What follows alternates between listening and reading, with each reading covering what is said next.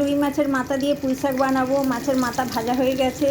মাছের তেলে শুকনো লঙ্কা তেজপাতার পাঁচফোড়ন দিয়েছি, দুটো বড় বড় পেঁয়াজ কেটে দিয়েছি, দুটো টমেটোও দিলাম, মাছের মাথাটা দিয়ে দিলাম, একটু নুন হলুদ দিলাম, আর এখানে পোস্ত ধনে জিরে বাটা আছে দিয়ে দিলাম, একটু কাশ্মীরি লঙ্কার গুঁড়ো দিয়েছি।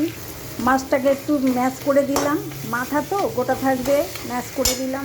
একটু আদা বাটা রসুন বাটা দিলাম, মশলা তেল ছেড়ে গেছে। এখানে আলু বুড়ি কিছু ভাজা আছে দিয়ে দিলাম, এখানে কুমড়ো কাটা ছিল দিয়ে দিলাম, পুঁই শাকের ডাঁটাটা দিয়ে দিয়েছি।